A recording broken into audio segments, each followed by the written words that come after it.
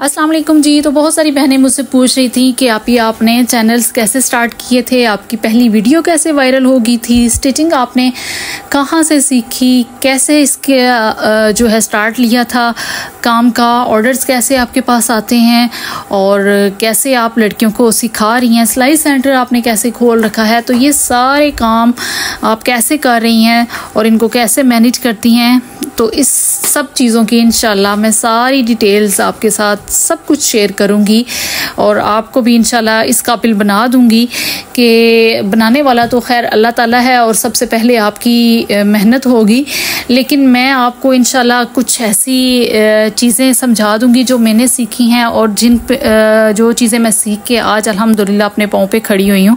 तो ये सब कुछ मैं आपको ज़रूर बताऊँगी, ज़रूर शेयर करूँगी। बाकी आपकी मेहनत होगी और आप ऊपर अल्लाह पाक की ज़ात होगी जो आपका साथ देने वाली है। तो उस पर यकीन रखें, भरोसा रखें और ज़रूर वो आपको कुछ ना कुछ अता करेगा। तो जी मैंने अपने काम का कैसे स्टार्ट लिया था, चैनल्स की बात कर लेते हैं आज। बल्कि मैं सबसे पहले सिलाई का आपको बताती चलूँ कि स्टिचिंग मैंने कैसे स्टार्ट की थी और फिर आगे की जो चीज़ें हैं वो साथ साथ बताती हूँ। चैनल्स का भी इंशाल्लाह इसी वीडियो में मैं आपको बता दूँगी। तो जी मैं बताती चलूँ, छोटी सी थी तो मेरी डॉल्स होती थी, गुड़ियाएँ जो होती हैं वो छोटी छोटी होती थी।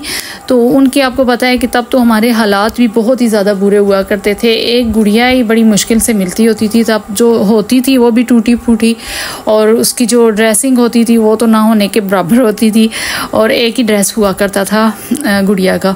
तो मुझे बहुत शौक़ हुआ करता था कि मेरी गुड़िया के बहुत ही ज़्यादा ड्रेसेस हों और मैं उसको डिफरेंट जो है ड्रेसेस वो मतलब चेंज कराया करूँ, रोज़ रोज़ नए उसके ड्रेसेस उसको पहनाऊँ। तो मुझे बनाने नहीं आते थे लेकिन मुझे शौक़ बहुत ज़्यादा था। तो एक डॉल थी, उसका जो ड्रेस था वो मैंने उसको उतार के उसका सेम पीस पड़े थे कुछ घर में, तो सेम जैसा वो ड्रेस तैयार हुआ था उसके मुताबिक बनाने की मैंने कोशिश की। उसको खोला मैंने सारे को, तो खोल के जो रफ़ कपड़ा था अलग से जो पीसेस पड़े थे उनके ऊपर मैंने उसको रखा और वैसे ही स्टिच करने की कोशिश की। सिलाई मशीन मेरी अम्मी की हुआ करती थी और मेरी अम्मी भी माशाल्लाह से बहुत ही अच्छे कपड़े सिलाई कर लेती हैं और कर लिया करती थी तब भी। तो मेरी अम्मी ने ही जब देखा कि ये डॉल को मैंने बहुत ही प्यारा ड्रेस तैयार करके दिया है तो मेरी अम्मी को पता चल गया कि ये मेरी बेटी सीखने वाली है, इसको सिलाई का शौक़ है। तो वो मुझे फिर काट के देने लगी डॉल्स के कपड़े छोटे छोटे से, तो मैं उनको फिर स्टिच किया करती थी। अम्मी ही मुझे थोड़ा बहुत बताया करती थी जिस तरह उनको सिलाई आती थी थोड़ी बहुत। तो खैर मैंने स्टार्ट कर लिया और मुझे बहुत ज़्यादा शौक़ होने लग गया कि मैं अब अपने कपड़े भी स्टिच करूं। तो बस करते करते मैं मैट्रिक तक पहुंच गई। मैट्रिक जब मैंने कर लिया तो मैट्रिक के बाद मुझे 3 महीने का गैप था, मतलब छुट्टियां जो होती हैं उसके बाद मैंने एडमिशन लेना था आगे। तो जो छुट्टियां थी उन छुट्टियों में मैंने एक कोर्स स्टार्ट कर लिया सिलाई का। तो बेसिक स्टिचिंग मैंने सीख ली उन छुट्टियों में। फिर इसी तरह करते करते मैंने बाकी के कोर्सेज़ भी कंप्लीट किए, फ़ैशन डिज़ाइनिंग का भी किया और बाकी भी जो होते हैं स्टिचिंग से रिलेटेड तो वो सारी चीज़ें मैंने कंप्लीट की। 3-4 जगहों पे मैंने सेंटर ज्वाइन किए और वहाँ से मैंने सर्टिफिकेट्स वगैरह लिए और मैंने कोर्सेज़ अपने कंप्लीट किए।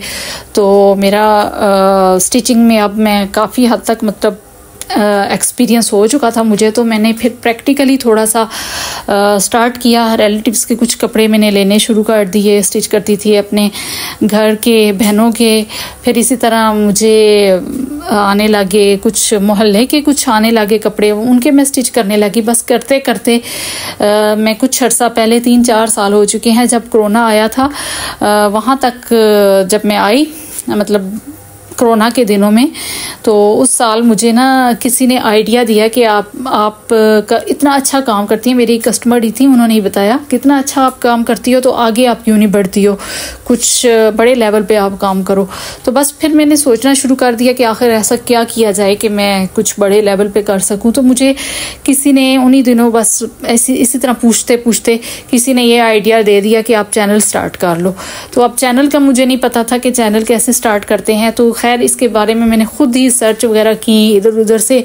पहले मैंने यूट्यूब से कुछ वीडियोस देखी तो कुछ समझ में आया, कुछ नहीं आया। फिर एक भाई हैं जानने वाले हैं बहुत ही अच्छे, उनसे मैंने हेल्प ली। उन्होंने मुझे फिर चैनल का बताया किस तरह बनाते हैं, और ये मतलब उन्होंने डिटेल्स वगैरह सारी मुझे दी, सब कुछ समझाया, गाइड किया।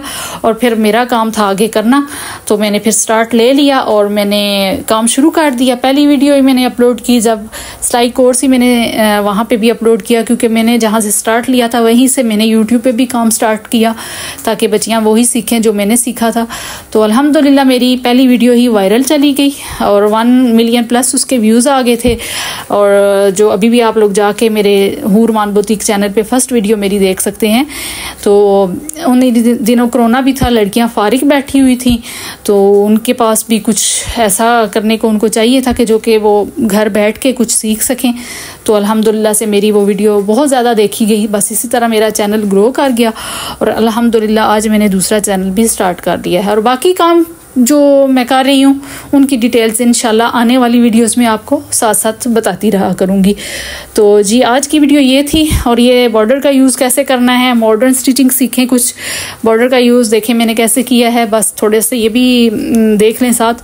तो इसी तरह की आप भी सीखें, पुराने तरीके छोड़ दें, नए चीज़ों की तरफ आएँ। और स्टिचिंग सीखनी है तो आप लोग मेरा दूसरा चैनल देखिए, वहाँ जाके आपको इंशाल्लाह हर चीज़ सीखने को मिलेगी। कोर्सेज़ भी हैं वहाँ पे। तो मिलते हैं इंशाल्लाह नेक्स्ट वीडियो में। इजाज़त दीजिएगा, दुआओं में याद रखिएगा। अल्लाह हाफिज़।